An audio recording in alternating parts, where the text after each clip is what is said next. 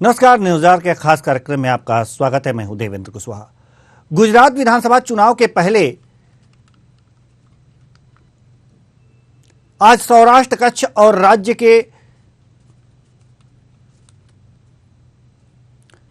दक्षिणी हिस्सों के 19 जिलों में 89 सीटों पर मतदान हो रहा है। पहले फेज की वोटिंग के लिए 25,393 पोलिंग स्टेशन बनाए गए हैं। इन पर सुबह 8 बजे से मतदान शुरू है, जो शाम 5 बजे तक मतदान होगा। लिहाजा आज 788 उम्मीदवारों की किस्मत ईवीएम में कैद हो जाएगी। पहले चरण में 339 निर्दलीय भी मैदान में हैं और अगर बात 1 बजे तक की मतदान की करें तो इस समय तक 34.48% मतदान हो चुके हैं। तापी में सबसे ज्यादा 46.35% मतदान हुआ है। पहले चरण में जिन 89 सीटों पर मतदान हो रहा है, वहां 2017 के चुनाव में बीजेपी ने 48 सीटों पर जीत हासिल की थी, कांग्रेस ने 40 सीटें जीती थीं। ये तमाम ये बातें हैं जो चुनाव के दौरान ये देखी जाती हैं और इस पर ही चर्चाएं होती हैं कि 89 सीट जो है, जिन 89 सीटों पर 19 जिलों के 89 सीटों पर मतदान हो रहे हैं, वहां पर 48 सीटों पर अगर जो 2017 की बात करें विधानसभा चुनाव की, तो वहां पर 48 सीटें बीजेपी के खाते में गई थी और 40 सीटें कांग्रेस के खाते में गई थी। 1 सीट निर्दलीय के खाते में गई थी। आज इस चुनाव पर ही हम करेंगे चर्चा और चर्चा के लिए हमारे साथ जो भी मेहमान आएंगे उनसे इनके बारे में विश्लेषण करेंगे और बातचीत करेंगे, जानने की कोशिश करेंगे कि आखिर इन चुनावों के दौरान क्या कुछ हो रहा है, क्या बीजेपी ने क्या किया है। आपको बताएं कि जो 2002 बीजेपी की अगर जो सीटों की बात करें तो 2007 में 117 सीटें निकाली थी, 2012 में 115 सीटें आई थी और इसी तरह से अगर जो बात करें 2017 के चुनाव में तो 99 सीटें आई थी। तो बीजेपी का ग्राफ अगर जो सीटों की हिसाब से देखें तो लगातार हर 5 साल बाद घटता जा रहा है। आखिर ऐसा क्यों हो रहा है, इस पे भी हम चर्चा करेंगे। और जो भी हमारे साथ मेहमान जुड़े हुए हैं, जैसे उनसे आपको परिचय करा दें चर्चा की शुरुआत से पहले। बीजेपी से प्रदीप भटनागर जी, बीजेपी प्रवक्ता हैं, बहुत बहुत स्वागत है आपका हमारे इस कार्यक्रम में। साथ ही साथ दीपचंद राठौर जो कांग्रेस प्रवक्ता हैं, आपका भी बहुत बहुत स्वागत है हमारे इस कार्यक्रम में। सुनील गौर जी जो आम आदमी पार्टी से प्रवक्ता हैं, आप तीनों का बहुत बहुत स्वागत है हमारे इस कार्यक्रम में। सवाल और जवाब का सिलसिला शुरू करने से पहले हम आपको जो ग्राफिक्स दिखा रहे हैं इस पर एक बार और नजर दौड़ा लीजिए कि 2002 में बीजेपी को 125 सीटें मिली थी गोधरा कांड के बाद। 2007 में बीजेपी को 117 सीटें मिली थी और 2012 में बीजेपी को 115 सीटें मिली थी। साथ ही 2017 की बात करें तो 99 सीटें मिली थी। तो हम देख रहे हैं कि 2002 के बाद से लगातार सीटों की संख्या में बीजेपी की कमी आती जा रही है। यह कमी क्यों आती जा रही है, कारण क्या है इसका, इस पर हम चर्चा करेंगे। साथ ही साथ ये भी जानने का प्रयास करेंगे कि ऐसा क्यों हो रहा है और क्या किसका ग्राफ वहां पर धीरे धीरे बढ़ रहा है, इस पर तमाम चर्चा करेंगे। तो चर्चा के लिए जैसा कि हम अपने मेहमानों से आप सबका परिचय करा चुके हैं, एक बार और कहते हैं कि तीनों मेहमानों का स्वागत है और चर्चा की शुरुआत करते हैं। जी, तीनों मेहमान जैसा कि हमने आपको बताया, इनके नामों से अवगत कराया। प्रदीप भटनागर जी बीजेपी से हैं, कांग्रेस से दीपचंद राठौर जी हैं और सुनील गौर जी आम आदमी से हैं, आम आदमी पार्टी के प्रवक्ता। तीनों प्रवक्ता हमारे साथ जुड़ चुके हैं। चर्चा की शुरुआत करते हैं। अगर जो 1 बजे तक के आंकड़ों की बात करें मतदान की तो 34% मतदान हो चुका है। ये 1 बजे के आंकड़े हैं, जैसे ही नए आंकड़े आएंगे हम आपके सामने उसको रखेंगे। लेकिन सवाल और जवाब का सिलसिला शुरू हो रहा है और बीजेपी से पहला सवाल हम यही करना चाहेंगे। आपकी सरकार है, 27 सालों से बीजेपी गुजरात में बनी हुई है और अगर जो जैसा कि अभी ग्राफिक्स के माध्यम से हम अपने दर्शकों को दिखाए हैं और ये लगातार दिखा रहे हैं कि लगातार 2002 के बाद से सीटों में लगातार कमी होती जा रही है। क्या कहेंगे आप, इस बार सीट बढ़ने वाली है या कम होगी?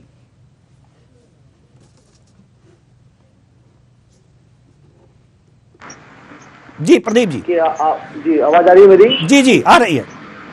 और आपने जो आंकड़ा बताया अभी भारतीय जनता पार्टी की गुजरात में विजय श्री का, जी और आपने गोरदा कांड से जोड़ा जी और आप 2017 तक पहुंचे, जी तो मुझे बड़ा अच्छा लगा सुन के कि मेरा ग्राफ बढ़ा, घटा नहीं। जी ये जरूर है कि 15 के बाद 17 के बाद 15 जरूर हुआ, और हो सकता है वो 15 से आज 150 पहुंच जाए, और हो सकता है उससे ऊपर ही पहुंच जाए। ये तो नहीं, जनता आप जनार्दन उल्टा का सुन काम लिए है। क्या सर? आपको उल्टा सुनाई दे दिया जी। ग्राफ बढ़ा नहीं, ग्राफ घटा। 125 सीटें 2002 में और 2017 में सिर्फ 99 सीटें, यानी कि सैकड़े के आंकड़े तक आप पहुंचते पहुंचते रह गए, शतक नहीं लगा पाए 2017 में।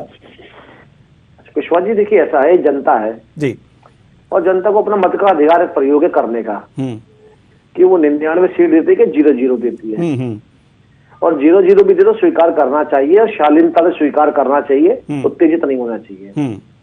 हम धन्यवाद देते हैं गुजरात की जनता को, वहाँ के भाई बहनों को, बुजुर्गों को, कि उन्होंने हमें 99 ही दिया, 100 नहीं दिए। हमने वो भी स्वीकार किया और बहुमत की सरकार बनाई और जनता के बीच में काम किया, और 5 वर्ष पूर्ण काम किया, बिना विरोध के काम किया, और बहुत अच्छा काम किया।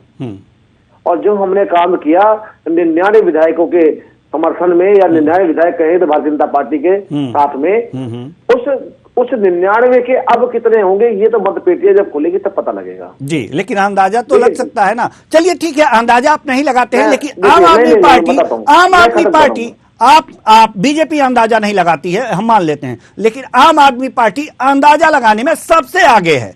तो चलते हैं हम उन्हीं के पास, आम आदमी पार्टी के प्रवक्ता के पास, और जानना चाहेंगे कि अंदाजा तो आपने, आपके जो संयोजक हैं आम आदमी पार्टी के और दिल्ली के सीएम अरविंद केजरीवाल जी ने अंदाजा तो लगा दिया है। सुनील गौर जी माफ कीजिएगा, बहुत अच्छा अंदाजा लगाया है कि कांग्रेस पार्टी को सिर्फ 5 सीटें मिलने वाली हैं, लिख करके दिए हैं एक टीवी शो के दौरान।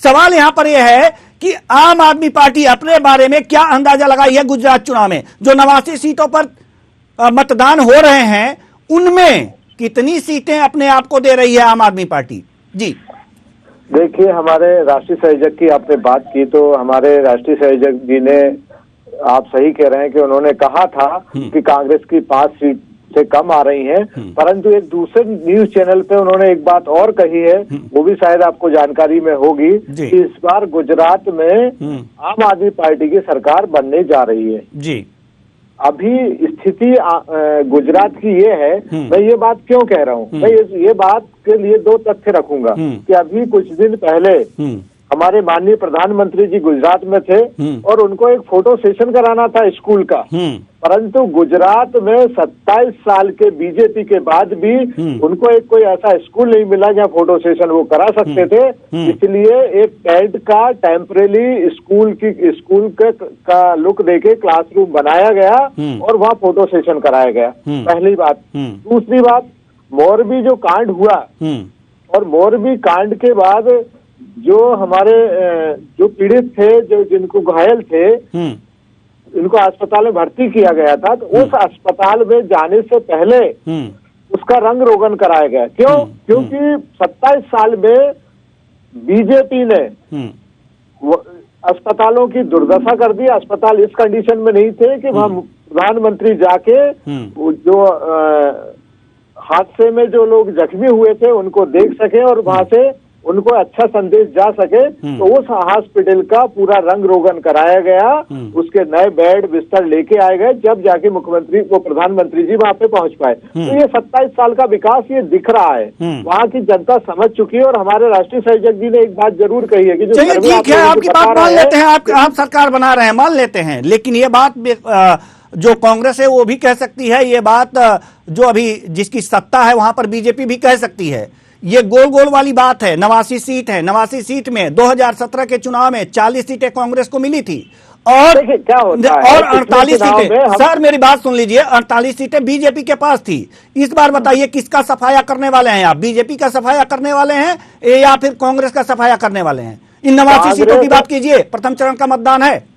कांग्रेस और बीजेपी दोनों का ग्राफ नीचे जाएगा। पिछले विधानसभा चुनाव की जो आप बात कर रहे हैं 48 और 40, पिछले चुनाव में हम लोग कंपटीशन में नहीं थे, इसलिए जनता ने कांग्रेस और बीजेपी को अपना मत दिया। परंतु इस बार कंपटीशन में कौन है? आम आदमी पार्टी है। हमारा विकास मॉडल, दिल्ली का विकास मॉडल दिखाई दे रहा है। अभी हमारा जो 10 साल पार्टी को बने हुए हैं, छोटी सी पार्टी, कम उम्र की पार्टी है, परंतु विकास के मामले में, जनता के हित के मामले में, आम आदमी पार्टी से जुड़ाव के मामले में देश की नंबर 1 पार्टी बन चुकी है। ठीक है, ठीक है, हम आपके पास आएंगे सर। दीपचंद राठौर जी भी वेट कर रहे हैं अपना, काफी देर से इंतजार में है कि मेरी भी बारी आए। दीपचंद राठौर जी, जैसा कि आम आदमी पार्टी ये कह रही है बार बार कि इस बार हम सरकार बनाएंगे, लेकिन सवाल यहां पर यह है कि जैसे दिल्ली में उसने सरकार बनाई थी कांग्रेस का सफाया, और पंजाब में अगर जो देखा जाए तो वहां सरकार बनाई थी कांग्रेस को एकदम से वैक्यूम क्लीनर की तरह साफ करके बनाई, यानी कि झाड़ू लगा दिया वहां भी। अब यहां कह रही है कि सरकार बनाएंगे, तो ये बताइए कि कह रही है कि दोनों का ग्राफ कम होगा, जैसे कि अभी प्रवक्ता महोदय ने बताया कि दोनों का ग्राफ कम होगा। हमें तो अब आपको क्या लगता है कि यहां जो ये दावे कर रही है आम आदमी पार्टी, वो क्या कांग्रेस का सफाया यहां से कर करके और बीजेपी से कुछ सफाया करके यह सरकार बनाने वाली है? ऐसी उम्मीद आपको है क्या? आदरणीय देवेंद्र जी, पहली बात तो मैं आपको बता दूं, आज गुजरात में पहला चरण है। तो देखिए, लोकतंत्र के इस महाकुंभ में सभी गुजरात प्रदेश वासियों से अपील करूंगा कि आप बढ़ चढ़कर भाग लें और गुजरात की संस्कृति और से अनुरूप गुजरात प्रदेश में लोकतांत्रिक प्रक्रिया से जुड़कर अपनी बात कहे। जो गुजरात का भविष्य, गुजरात के युवाओं का भविष्य को देखते हुए गुजरात के विकास के मुद्दे पर गुजरात की जनता वोट डालेगी और गुजरात परिवर्तन के लिए एकजुट है। मैं इस बात बता दूं, देखिए मुकाबला बीजेपी और कांग्रेस में होगा, वहां पर आम आदमी की उपस्थिति दर्ज नहीं होगी। ये तो पहले हिमाचल में भी सरकार बना रहे थे आम आदमी वाले, गोवा में भी सरकार बना रहे थे। देखिए, मार्केटिंग करना अलग चीज और धरातल पे काम करना अलग चीज है। सच्चाई है कि मुकाबला भारतीय जनता पार्टी और कांग्रेस पार्टी के अंदर होगा। और एक इस तरह के एंटी कम्बेसी है कि महंगाई है, बेरोजगारी है, आए दिन गुजरात में ड्रग्स पकड़े जाना पेरेंट्स में आम चिंता का विषय। देखिए, बार बार पेपर लीक होना, कोई नई भर्ती ना होना और युवा में निराशाजनक भाव है। और देखिए, जो आम आदमी जो प्रवक्ता है वो कह रहे थे कि भाई आपने दिल्ली के अंदर, अच्छा आप ये बताइए 49 दिन की सरकार किसका सपोर्ट से बनाई थी आपने? अगर कांग्रेस पार्टी अगर आपको सपोर्ट नहीं करती तो आपका जन्म नहीं होता, पहली बात। दूसरी बात ये देखिए, जो कांग्रेस पार्टी, आम आदमी पार्टी को पार्टी नहीं समझता, ये व्यापारी पार्टी है। देखिए, अन्ना आंदोलन की उपज है आम आदमी पार्टी और अन्ना आरएसएस की उपज है। देखिए, दोनों ही ए और बी टीम है और आज की तारीख में देवेंद्र जी खतरा कांग्रेस पार्टी को नहीं है। देखिए, कांग्रेस पार्टी 27 साल से वहां से गुजरात से बाहर है, लेकिन आपने नोट करा होगा कि 27 साल के बावजूद 3 दशक के अंदर भी कांग्रेस पार्टी का बेस वोट नहीं हिला है, मतलब 35% वोट बैंक है वहाँ आज भी। और देखिए, टक्कर सीधी वहाँ पर बीजेपी और कांग्रेस में है। सर एक बात बताइए, जमानतें जब्त होने वाली सर एक बात बताइए, आपकी पार्टी क्या आकलन करी है? आपके 29,000 वोट पड़े। सर ठीक है, सारे गणित ठीक है। अब सीधा बात बताइए, हमारे दर्शक इतना गुणा गणित नहीं जानते, सीधी बात जानते हैं और सीधी बात हम भी पूछते हैं और उसका जवाब चाहते हैं। 2017 के चुनाव में जो प्रथम चरण के मतदान हो रहे हैं और 89 सीट जो है, 89 सीटों में से 40 सीटें कांग्रेस के खाते में आई थी, 48 बीजेपी के खाते में गई थी। इस बार कितनी आने वाली हैं जरा बता दीजिए। देखिए देवेंद्र जी, इस बार 50+ कांग्रेस पार्टी की सीटें आने वाली है। मैं ये निश्चित तौर पर दावे से कह रहा हूँ 50+ आने वाली हैं। फिर तो आप बीजेपी के किले में, यानी कि उसके गढ़ में सेध मार रहे हैं। इसका मतलब उनके जो विधानसभा है उनकी सीटों पर आम आदमी पार्टी को गांव में नहीं जानता, सिर्फ सूरत तक ये सीमित है और ये भारतीय जनता पार्टी का वोट काट रही है। और आज की तारीख में आपने एक बात और करी होगी, जब भारतीय जनता पार्टी जब वोट कटने लगाते हैं तो वहाँ पर आम आदमी नहीं, आप किस आधार पे कह रहे हैं? आप ये बात किस आधार पे कह रहे हैं? जरा हमें ये बताइए कि आम आदमी पार्टी बीजेपी का वोट काट रही है। आप किस आधार पे? जहां जहां सरकारें बनी हैं वहां कांग्रेस की सरकार थी और वहां उसके बाद आम आदमी पार्टी आई है। आप किस आधार पे ये बात कह सकते हैं कि यहां पर वोट वो बीजेपी की काट रही है, कांग्रेस की नहीं? जो ग्रामीण क्षेत्र है, जो लोकल एरिया है, वहाँ पर आम आदमी की उपस्थिति भी दर्ज नहीं हो पाएगी। जो शहरों के अंदर है, ये मैं मानता हूँ कि आम आदमी की उपस्थिति है, और शहरों के अंदर बीजेपी मजबूत है, तो कांग्रेस को नुकसान नहीं दे रही है, वो निश्चित तौर से भारतीय जनता पार्टी को नुकसान दे रही है। और आपने देखा होगा इलेक्शन के अंदर जैसे जैसे भारतीय जनता पार्टी को नुकसान होगा, तो आम आदमी पार्टी चुपचाप से शांत बैठती नजर आएगी आपको, क्योंकि इनका एक ही बहस है कि कांग्रेस पार्टी को किसी तरह डैमेज करना। प्रदीप भटनागर जी, है वहाँ पे आम आदमी पार्टी शांत हो जाती है। आम आदमी पार्टी बीजेपी को नुकसान दे रही है, नुकसान पहुंचा रही है, या कांग्रेस को? तो कांग्रेस वाले स्वीकार करते नहीं है कि किसका क्या हो रहा है, किसको बर्फ में लगाया जा रहा है, किसको बर्फ में से निकाला जा रहा है, तो ये चीज तो बताएंगे नहीं कांग्रेस वाले। आप देखिए ना, ये कांग्रेस का सुपड़ा साफ करके दिल्ली से 0 सन्नाटा करके गए, और पंजाब में वो हाल करा इनका। वैसे पाकिस्तान को मैच बहुत बुरा हराया एंड में जाके, और पूरा पाकिस्तान रोया और टीवी तोड़ दी। तो ये हाल तो पंजाब में भी हुआ इनका ये हाल, मगर स्वीकार नहीं करते हैं। आज बताइए आप, ये जो आज नशे की बात कर रहे हैं, आज मैं अगर मैं कहूँ कांग्रेस के लिए कि आज अगर विपक्षी दल देखा जाए तो पंजाब में बहुत बड़ा विपक्षी दल जो है वो कांग्रेस का है। मगर आज जो है कांग्रेस की जनता गुजरात में और हरियाणा में प्रचार कर रही है कि भैया सबको जिता देना, आम आदमी पार्टी को वोट मत देना, इतने परेशान है जी। और कहते हैं कि पहले कांग्रेस के साथ जितना नशाखोरी थी उससे दुगनी हो गई है, डबल हो गई है, 3 गुनी। मगर विपक्ष है। सर मैं आपके बीच में नहीं सुना, सर सुन लीजिए राठौर जी, मानिए आप।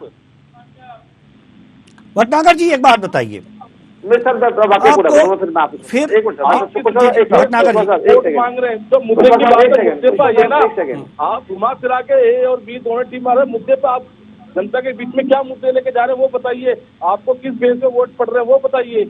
आप फिर वही आपसे पूछते आप ढूंढ रहे कांग्रेस की, आपके बीजेपी वाले प्रवक्ताओं की यही तो दिक्कत है, उनके कोई दिखता नहीं है, सिर्फ कांग्रेस पार्टी के प्रवक्ता कांग्रेस पार्टी के ही आपकी एक चीज बोलिए राठौर जी, बोलिए। अभी दोनों क्या पंजाब में देश की जनता नहीं रहती? पंजाब में देश की जनता नहीं रहती? आपकी जवाबदेही नहीं बनती, जवाबदेही नहीं बनती। बताइए गोविंदगढ़ का लोहा मंडी क्यों केवल आम आदमी पार्टी से भयभीत है। दोनों के रात में सपने आते हैं केजरीवाल जी के, तो इसलिए आते हैं कि जब दिल्ली की बारी आई थी तो वहाँ बीजेपी वाले, बीजेपी के हमारे किसको सपने आते हैं गौर साहब, किसको सपने आते हैं, बीजेपी को या कांग्रेस को? सपने किसको आते हैं? अरविंद केजरीवाल के क्यों आ जाएंगे, किसको आते हैं? देख रहे होंगे ना अभी इतनी से डिबेट में, आप देख रहे होंगे कि दोनों को केवल और केवल आम आदमी पार्टी दिखाई दे रही है। इससे साबित होता है कि यदि किसी को डर है, बीजेपी को डर है तो आम आदमी पार्टी का डर है, कांग्रेस को डर है तो आम आदमी पार्टी का डर है। दिल्ली में जब बोलना हुए तो सुबह साफ केवल कांग्रेस का नहीं, बीजेपी का भी साफ हुआ और कांग्रेस का भी साफ हुआ। गलती से आदमी मुख्यमंत्री बन गया और दूसरा साफ हुआ जो आज चीटिंग कर रहा है, जनता के साथ बुरा कर रहा है, दूसरा साफ हुआ तो बीजेपी का भी और कांग्रेस का हुआ। साथ में ये अभी कांग्रेस के मेरे साथी कह रहे थे कि हमारा कैडर है, वोट है। ये बताइए, आपके मुख्यमंत्री कैंडिडेट एक छोटे से मोबाइल पे की शॉप पे काम करने वाले व्यक्ति से हार जाते हैं, वहाँ आपका कैडर आप प्रवक्ता हो आम आदमी पार्टी के, प्रोपेगेंडा चलाने का काम करते हैं, अपने आप को गुमराह कर रहे हैं। आपको कुछ पता ही नहीं है, समझ चुकी है आम आदमी पार्टी जाना चाहती है कांग्रेस कुछ भी नहीं बचा है। कांग्रेस का अंत तय दिख रहा है, तो इसलिए ये बौखलाए हुए हैं। अब सारा जो वोट बैंक है कांग्रेस का भी शिफ्ट हो रहा है आम आदमी पार्टी की तरफ, और बीजेपी का भी जो वोट बैंक है वो शिफ्ट हो रहा है आम आदमी पार्टी की तरफ। तो क्या मतलब एसी चुनाव से बोरियत बिस्तर बांध हैं सभी लोग, क्योंकि इन्होंने विकास तो किया नहीं, आम आदमी पार्टी के लिए खुला छोड़ दें। केवल ये भ्रष्टाचार और भाषण में ये डबल बी फार्मूला पे काम करते हैं, भ्रष्टाचार और भाषण पर। ये भ्रष्टाचार और भाषण से जनता परेशान हो चुकी है और इनकी कलाई खुल चुकी है। नहीं, भाषण पे कौन ईमानदार पार्टी, भ्रष्टाचार पे कौन, भाषण पे कौन, भ्रष्टाचार पे कौन? गौर साहब, भाषण पे कौन और भ्रष्टाचार पे कौन? बीजेपी भ्रष्टाचार और भाषण की पार्टी बन चुकी है जी। आप मध्य प्रदेश में हैं, आप देख रहे होंगे। मैं चैलेंज करता हूं कि मध्य प्रदेश में कोई ऐसा विभाग बता दीजिए जहाँ भ्रष्टाचार ना हो। चलिए, मध्य प्रदेश की बात हम नहीं करते, हम गुजरात की बात कर रहे हैं। भ्रष्टाचार जी, चारों तरफ भ्रष्टाचार, वही हालत। देखिए, सत्ता मानसिकता तो वही है ना, विचारधारा तो वही है। मध्य प्रदेश हो चाहे राजस्थान हो चाहे गुजरात हो या कहीं हो। ठीक है राठौर गुजरात में भी इन्होंने वही फार्मूला अपना रखा है। ठीक है राठौर जी राठौर जी दीपचंद्र राठौर जी क्या लगता है आपको, क्या लगता है कि भ्रष्ट जी देखिए पहली बात तो आम आदमी पार्टी के प्रवक्ता है, उनको अभी तक यही नहीं पता कि कितने दिल्ली में स्कूल बनाए। शिमला दीक्षित के टाइम में 1000 आपने कितने फ्लाईओवर बनाए वो बता दीजिए, आपने कितने एम्स बनाए वो बता दीजिए। देखिए रंग रोगन करने से विकास नहीं होता है। मॉडल की बात तो कर रहे थे, गुजरात के अंदर आए थे ये केजरीवाल जी, तो इन्होंने व्यापार कहा कि हम आपको फ्री में बिजली ऐसे पास है नहीं वाले हैं तो जुमलेबाज पिटाने वाले कभी सच नहीं बोलते। देखिए आज किस तरह भारतीय जनता पार्टी को और सुप्रीम कोर्ट ने भी और हाई कोर्ट ने किस तरह ये कहते हैं गुजरात मॉडल है। देखिए देवेंद्र सिंह गुजरात मॉडल पर सुप्रीम कोर्ट ने भी फटकार लगाई है और हाई कोर्ट ने भी फटकार लगाई है। देखिए मोरबी में इतना बड़ा भ्रष्टाचार हुआ, एक व्यक्ति पे इन्होंने कोई एफआईआर दर्ज नहीं हुई और एक जो ठेकेदार थे उनको इन्होंने अंदर डाल दिया। देखिए लोटा कांड जैसी शराब के अंदर 200 आदमी मर जाते हैं, एसआईटी तैयार होती है, एक भी अंदर आदमी कोई अंदर नहीं जाता, पेपर लीक होता है, एसआईटी बनती है, उसका कुछ आता है और पता नहीं होता। गुजरात में 10,000 तक 2 करोड़ कर्जा बढ़कर 4 लाख करोड़ का कर्जा हो गया, फिर भी कहते हैं जी गुजरात मॉडल है। देखिए सूरत में 30वीं मंजिल पर 24 बच्चों की हाथ के अंदर सूरत से मौत हो जाती है और इस गुजरात मॉडल के पास क्रेन तक नहीं होती और आग बुझाने के लिए संसाधन नहीं होते। फिर भी विकास हो रहा है गुजरात मॉडल का। आए दिन ड्रग्स पकड़ी जाती है करोड़ों अरबों की, कौन उसका मालिक है उसका पता नहीं है, फिर भी गुजरात मॉडल में विकास हो रहा है। देखिए भारतीय जनता पार्टी और आम आदमी पार्टी के पास कोई मुद्दे नहीं है। कांग्रेस पार्टी धरातल पे काम कर रही है, जमीन पे जुड़कर काम कर रही है, जो मेन मुद्दों पे हम वोट मांग रहे हैं। हर जगह से हार जाते हैं, इनके पास ढेर सारे मुद्दे हैं। ठीक है ढेर सारे मुद्दे हैं तो देखेंगे। इनका ग्राफ नीचे जा रहा है, इनके पास सब कुछ अच्छा है। ठीक है ढेर सारे मुद्दे हैं, बातें भी ढेर सारी करनी है और समय बहुत कम है, इसलिए हम जवाब देना चाहूंगा जी प्रदीप भटनागर जी के पास जाना चाहेंगे। ठीक है हम आपके पास आते हैं सर, सवाल का जवाब देना चाहूंगा मैं इनका। जी चलिए दे लीजिए, उसके बाद हम बात करें कि कितने स्कूल बनाए। हमने 500 स्कूल बनाए। अब बात आती है कि हमने 500 जगह नई जगह पे स्कूल नहीं बनाए, तो 500 जर्जर स्कूल थे तो 500 नए, उनको पुरानी बिल्डिंग को तोड़ के नई बिल्डिंग बनाए, 500 नए स्कूल बनाए। ये इनको दिखाई नहीं देता। इनको चैलेंज करता हूँ कि दिल्ली जाए और बाकी स्कूलों की जाके फोटो खींचे, वीडियो रिकॉर्डिंग करे, उनको पता लग जाएगा कि वहाँ पे क्या स्कूलों के स्कूल में कितना डेवलपमेंट है। केवल कागज पर जिस तरह से आप लोग यहाँ पे लड़ रहे हैं ना, जिस तरह से अगर आप लोग लड़ रहे हैं और बीजेपी मजे ले रही है, ऐसा मुझे लगता है कि आप लोग आपस में एक दूसरे का वोट काटेंगे, यानी सत्ता का स्वाद चखेगी। अगर इस तरह के कंडीशन अगर गुजरात में होंगे तो हमें ये लग रहा है सर, हमें ये लग रहा है जिस तरह के आप लोग। जी गौर साहब थोड़ा सा गौर कीजिए, मेरे गौर साहब मेरी बातों पे भी गौर कीजिए, थोड़ा सा शांत रहिए। जी भटनागर जी मैं सुना, मैंने दोनों के सवाल बहुत सुने हैं जी। निवेदन है कि मुझे सुन लीजिएगा, फिर जो मर्जी बोलिएगा आपस में, क्योंकि जब आप बोलते हैं सब इकट्ठे तो डिस्टर्ब होती है, आवाज किसी की समझ में नहीं आती है और बहुत सुलझे हुए वरिष्ठ नेता भी हैं, पत्रकार भी मेरे साथ जो बैठे हैं।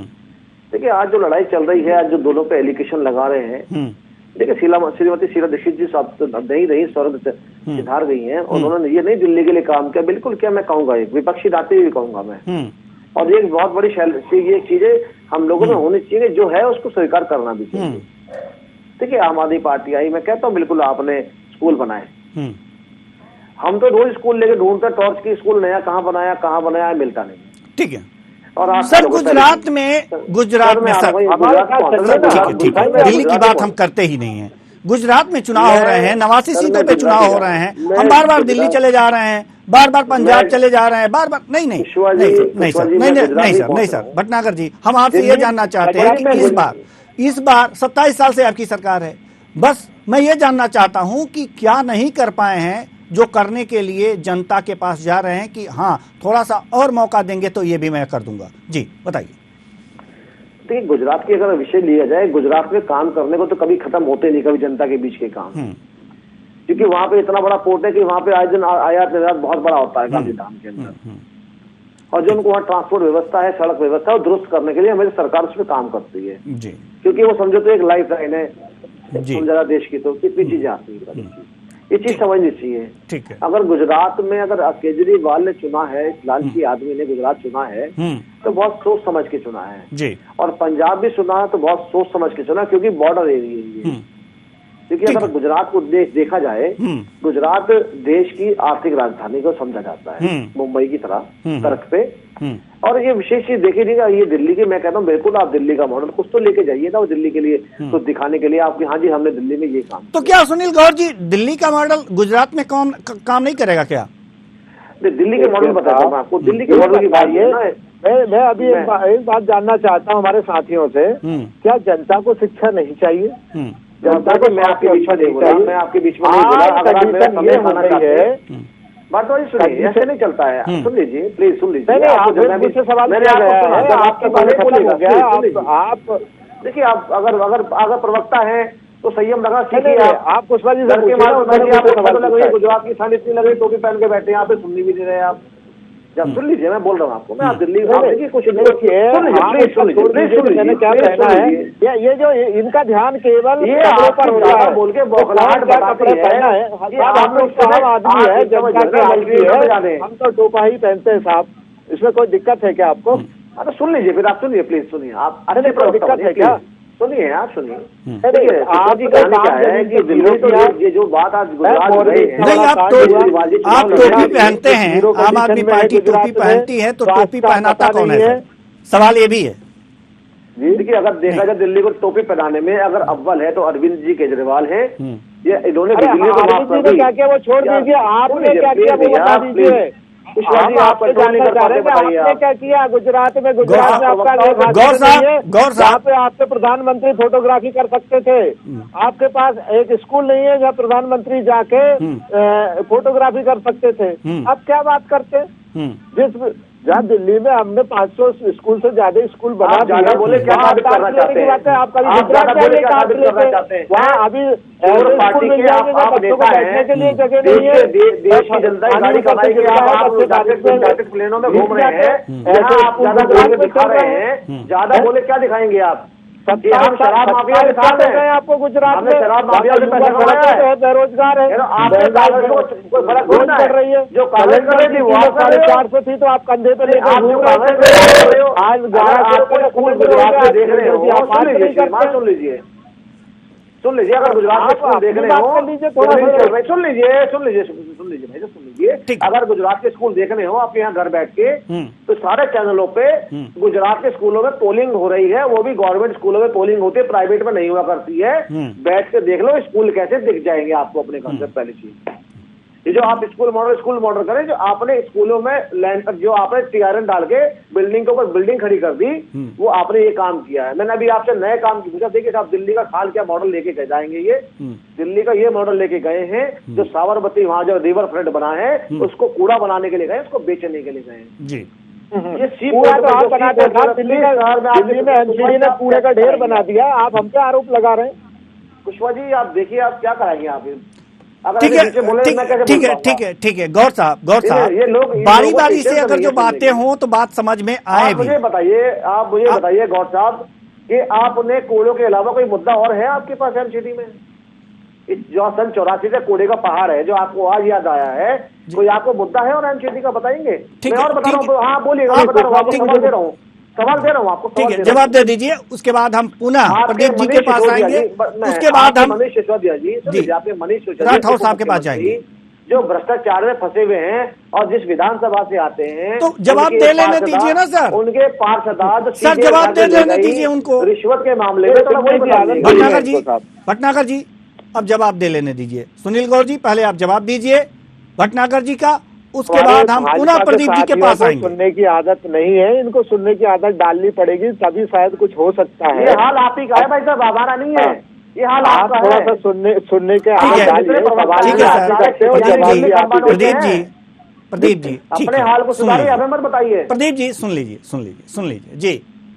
जी गौर साहब, देखिए साहब, आप दिल्ली में जाएंगे तो केवल हमने शिक्षा और स्वास्थ्य के अलावा भी वहाँ पे रोजगार का काम किया है। जो प्रदूषण 25 साल पहले 20 साल पहले जो प्रदूषण का लेवल था, केवल प्रदूषण का लेवल भी कम हुआ है। तो ये सारे तमाम काम हम लोग कर रहे हैं, रोजगार के काम भी कर रहे हैं।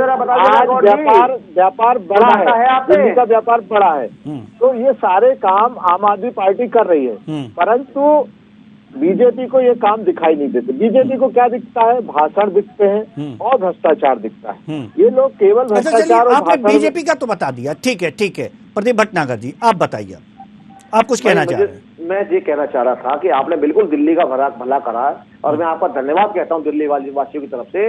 मगर श्रीमान मुझे ये तो बता दीजिए कि दिल्ली के गुरुद्वारा, जितने गुरुद्वारे बने, उनके क्या रागियों ने क्या बिगाड़ा था आपने? जो आपने एक समुदाय को तो आपने पैसे दिए और मंदिर के पंडित आपको बहुत बुरे लगे, जो गुरुद्वारे के रागी हैं वो आपको बहुत बुरे लगे, ग्रंथी।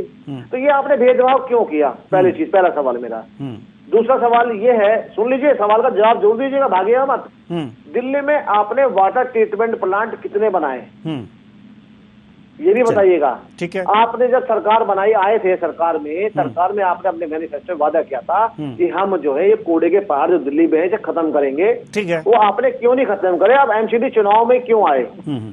और ये लास्ट सवाल मेरा ये होगा कि जो आपकी पार्षदा जो गीता रावत है मंडावली से आती है और मनीष सिसोदिया के विधानसभा से है, उसे पार्टी से निष्कासित क्यों नहीं किया? जी, आपका मुख्यमंत्री जेल में जो मजा मार रहा है सरकारी पैसे में, उसके बारे में बताइएगा। ठीक है ठीक है।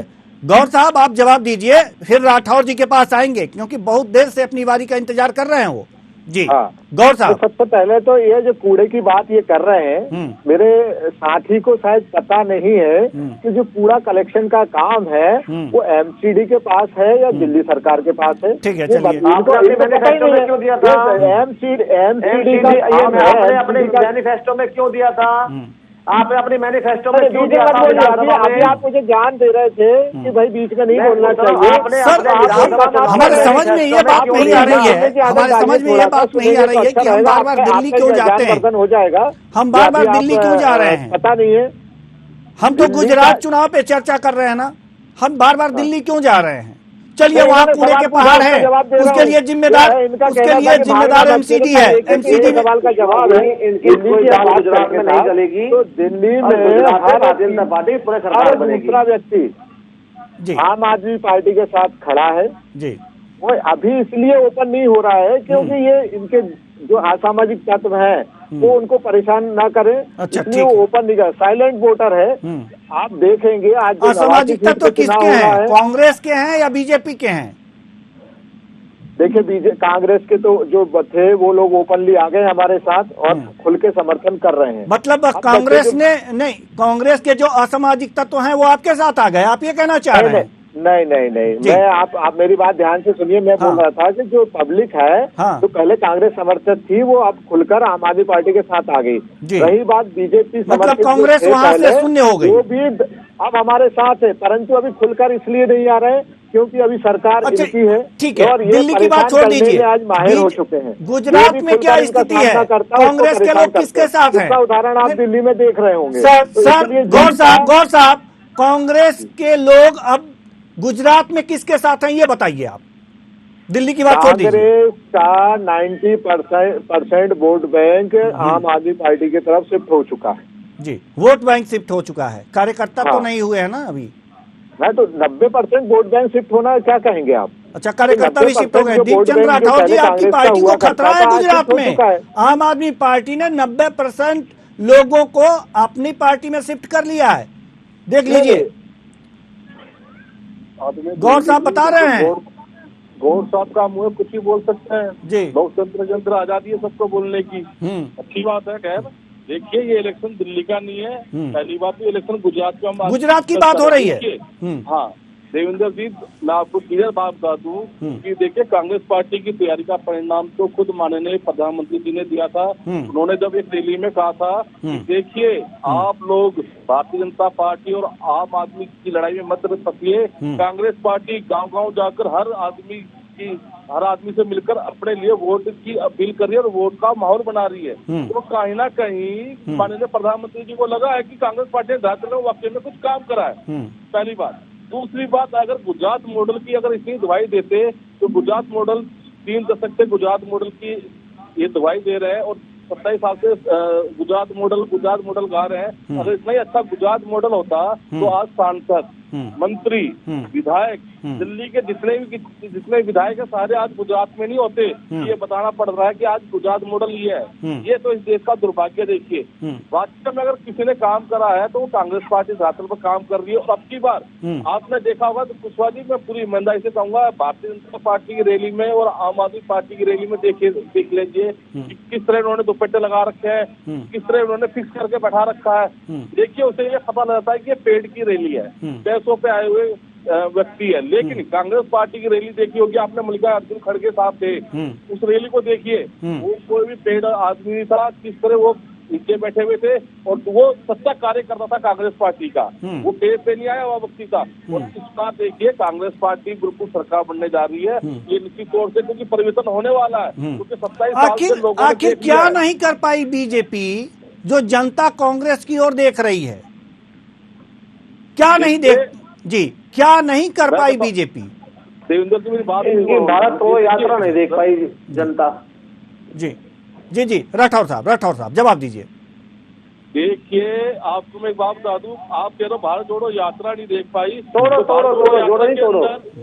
नहीं, भारत जोड़ो यात्रा क्या है? विषयांतर ना हो तो बेहतर है, विषयांतर ना हो तो बेहतर है। भटनागर जी जवाब दे लेने दीजिए। राठौर साहब जवाब दे रहे हैं। प्रश्न मेरा वही है कि आखिर बीजेपी क्या नहीं कर पाई कि जनता नाराज होकर के अब कांग्रेस की तरफ देख रही है और कांग्रेस को वोट कर रही है।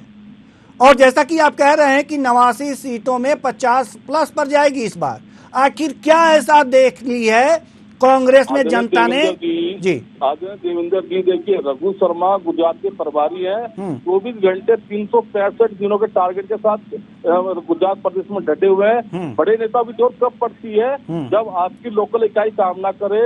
और हमारी लोकल इकाई इतनी मजबूत है कि उसको हराने के लिए बीजेपी और आम आदमी पार्टी को नाकों चने चबाने पड़ेंगे इस बार। क्योंकि इस बार हमने जो काम करा है, जो हम जनमानस के मुद्दों पर हमने चर्चा करी है, महंगाई पर हम बात कर रहे हैं, बेरोजगारी पर हम बात कर रहे हैं, रोजगार पर हम बात कर रहे हैं, किसानों की आय डबल करने की जो उन्होंने बात की थी, आज तक किसानों की आय डबल नहीं हुई। 27 रुपये महीना कहा था, बताइए।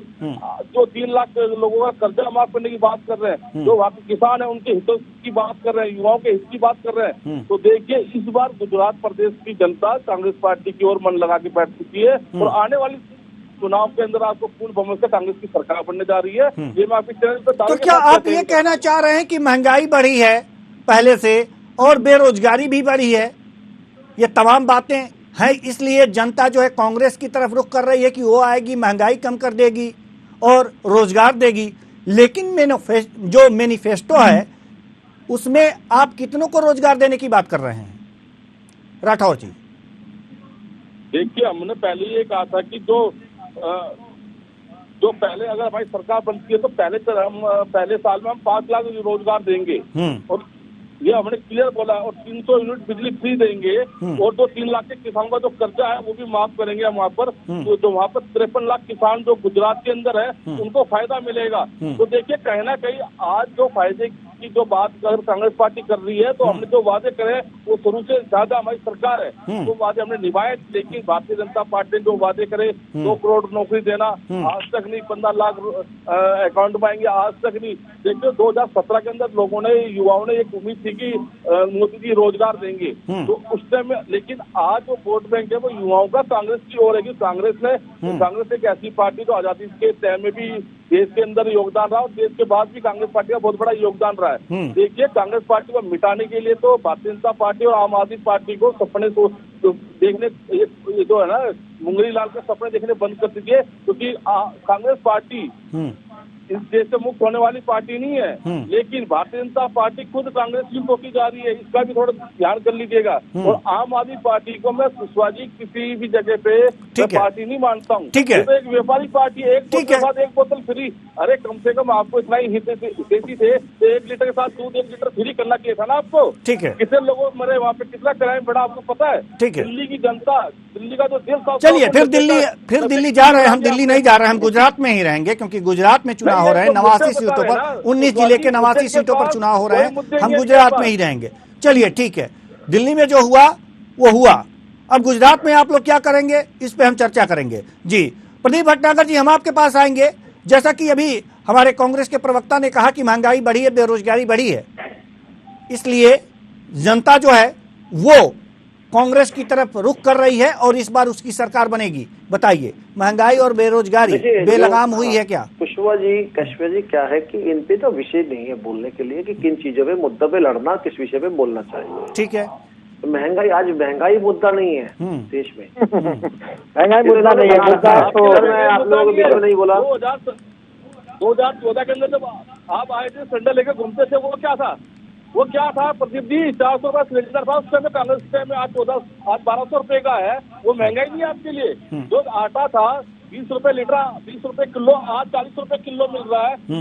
आटा तेल सबके भाव डबल हो गए, वो आपके लिए महंगाई नहीं है। अरे आम आदमी से पूछिए कितने पहले आपने उनका खून चूसा है। आज आपकी स्मृति ईरानी कहाँ चलेगी? ठीक है, बैठी है, जवाब दे लेने दीजिए, जवाब दे लेने दीजिए सर, जवाब दे लेने दीजिए। प्रदीप भटनागर जी जवाब दीजिए। जी, बीजेपी वालों के लिए महंगाई नहीं है, इसमें तो सारे प्रवक्ता भी है तो पैसे वाले हैं। आम आदमी से पूछिए जो 2 रोटी कमाता है। ठीक है, सुन तो लीजिए सर, ठीक है सुन लीजिए। अगर आम आदमी इतना ही परेशान है तो आपके लिए राहत की बात है, वो आपको वोट करेगी, आपकी सरकार बन जाएगी। जी भटनागर जी जवाब दीजिए। कुशवाहा जी पूछ लीजिए, बोलिए या और कुछ बोलना था? नहीं, आप जवाब दीजिए, जवाब दीजिए आप। देखिए, विषय यह है कि कभी पूछिएगा कांग्रेस के लोगों से, जब श्रीमती इंदिरा गांधी जी जब प्रधानमंत्री बनी तो तब भी देश के अंदर आंदोलन और खूब भूख हड़ताल हुई थी महंगाई को लेकर। ये स्वीकार नहीं करेंगे। जब भी प्रधानमंत्री बने, जब राजीव गांधी जी बने तब भी देश में महंगाई को लेकर बहुत आंदोलन हुए। नई बात नहीं है महंगाई को लेकर जो आज ये बात कर रहे हैं। महंगाई को आज तक किसी प्रधानमंत्री रोकने की कोशिश ही नहीं करी, चाहे वो राजीव गांधी जी से लेके चाहे प्रधानमंत्री मनमोहन सिंह क्यों ना हो। जी, तो क्या अब महंगाई रुकी है? क्या अब महंगाई रुकी है? राठौर साहब थोड़ा संयम रखिए। राठौर साहब सवाल जवाब होने दीजिए ना, सवाल जवाब होने दीजिए ना सर। बोल के जनता ने जीरो कर दिया, भारत मुक्त कांग्रेस बना दिया। आपने किसे रोजगार दिए बताइए आप? आपके पास कोई जनमानस का मुद्दा तो है ही नहीं। आप घूम फिर के हिंदू मुस्लिम पे आना है, जो आगे कभी आप औकात पे हिंदू मुस्लिम पे कौन आ रहा है सर? हिंदू मुस्लिम पे कौन आ रहा है? हिंदू मुस्लिम पे कौन आ रहा है? हम तो बात कर रहे हैं ना बेरोजगारी और महंगाई की। क्या है आप क्या राठौर साहब समय कम है मेरे पास समय कम है। राठौर साहब, नेहरू जी भी, राठौर साहब किसकी नाकामी थी? राजीव गांधी का बहुत था ना कमीशन। सर अगर जो पिछले प्रधानमंत्री, मेरी बात सुन लीजिए, कमीशन खोल लो, कहाँ बैठे हो? आप देश को बर्बाद करने वाले आप बैठे हो। कांग्रेस की नहीं है, 12 लोगों ने कांग्रेस में राहुल गांधी क्यों नहीं जाते राजस्थान? देखिए राजस्थान क्यों नहीं दिखता? राजस्थान क्यों नहीं दिखता? राहुल जी को राजस्थान क्यों नहीं दिखता मुझे बताइए। ऐसे चलता है नीतियों नियत। राजस्थान क्यों नहीं दिखता? आप चुनाव लड़ने क्यों नहीं गए कलकत्ता, पश्चिम बंगाल क्यों नहीं गए? अगर आप चुनाव लड़ना देश के हित में जाते हैं और बोलते हैं तो आप चुनाव लड़ने क्यों नहीं गए पश्चिम बंगाल? मुझे बताइए, कहाँ लड़े कहाँ नहीं लड़े? वो गुजरात क्यों नहीं गए चुनाव लड़ने जाते? आपके नेता क्यों नहीं जा रहे गुजरात चुनाव लड़ने? कंपेनी कर रहे हैं बताइए। पूछता पूछू तो दिल्ली भागा। आप ज्यादा बोल के ओवर स्मार्ट बन रहे हैं, आप ज्यादा बोल के ओवर स्मार्ट बन रहे हैं और मैं आपकी सुन रहा हूँ। ज्यादा बोल के आप ज्यादा बोल के स्मार्ट बन रहे हैं और यहाँ आके आप विचारधारा रख रहे हैं। देश को बंगाली में छोड़ गए, पैसों में कर्जा छोड़ गए। यहाँ पे तो आपकी सरकार है, देश में कोई नौकरी छोड़ के नहीं गए, गंदगी इतनी छोड़ रहे, कुछ करा कुछ नहीं। आप लोगों ने यहाँ बैठ के बकवास कर रहे हैं, ज्यादा बोल के दिखा रहे हैं, ज्यादा ओवर स्मार्ट बन के दिखा रहे हैं। राठौर जी ज्यादा ओवर स्मार्ट नहीं बना करते हैं, ज्यादा फालतू बोल के नहीं दिखाया करते हैं। अगर अच्छे नेता हो, अच्छे प्रवक्ता हो, सुनने की क्षमता रखो, ज्यादा बोल के आप ओवर स्मार्ट नहीं बन जाओगे। कहता हूँ ज्यादा बोल के जनता के दिल में नहीं बैठ जाओगे आप। मल्लिकार्जुन खड़गे ऐसे नहीं बन गए। मल्लिकार्जुन खड़गे जो है गांधी परिवार में कठपुतली है। दर्शक देख रहे हैं, आप लोगों को देख रहे हैं सर, आप लोगों को दर्शक देख रहे हैं। कुशवाहा जी तमीज सिखाइए कांग्रेस के प्रवक्ता को, इसको ये जो साथ बैठे मेरे कम बोला करते हैं, कम बोला करते हैं, क्या कुछ नहीं देश में सर ज्यादा बोल के बरगला रहे हैं। मेरे पास समय की कमी है सर, ठीक है। दीपचंद जी मैं प्रश्न पूछ रहा हूँ, दीपचंद जी, राठौर साहब मैं प्रश्न पूछ रहा हूँ ना, थोड़ा सा धैर्य रखिए। प्रदीप भटनागर जी आप जवाब दीजिए, जवाब ये दीजिए कि अगर पिछले प्रधानमंत्री मनमोहन जी तक अगर जो महंगाई को कंट्रोल नहीं कर पाए तो क्या पीएम मोदी ने कर लिया क्या? नहीं तो नहीं करा, नहीं किया जी, बताइए। मगर प्रयास तो कर रहे हैं ना जी। झूठ बोलो जनता के बीच में बैठ के जी, पूरा समाज मुझे देख रहा है, पूरा देश मुझे देख रहा है जी।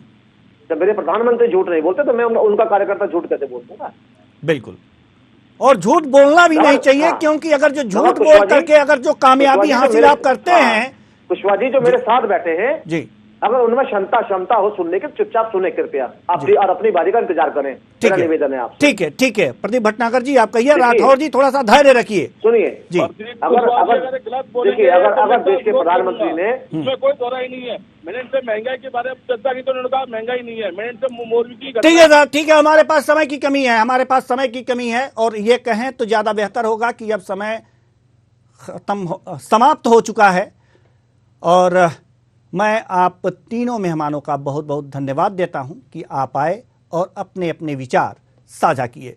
तो कुल मिलाकर के ये देखा जा रहा है गुजरात में चुनाव चल रहे हैं, 19 जिलों के 89 सीटों पर चुनाव चल रहे हैं, मतदान हो रहा है और सभी पार्टियां यह दावा कर रही हैं कि हम इस बार गुजरात की सत्ता अपने हाथ में ले लेंगे। लेकिन क्या होगा ये तो आने वाला वक्त ही बताएगा। लेकिन जो मुद्दे हैं जनता से जुड़े जन मुद्दे जो हैं वो कितने हावी हो पाते हैं, और जो बेकार के मुद्दे हैं वो कितना हावी हो पाते हैं, और उस पे राजनीतिक पार्टियां कितना खेल सकती हैं और कितना खेली हैं, यह इस चुनाव में पता लग जाएगा। तो फिलहाल आपको भी इंतजार है और हमें भी। जब परिणाम आएंगे सबके सामने दूध का दूध और पानी का पानी हो जाएगा। फिलहाल इस कार्यक्रम में इतना ही, मुझे दीजिए इजाजत, नमस्कार।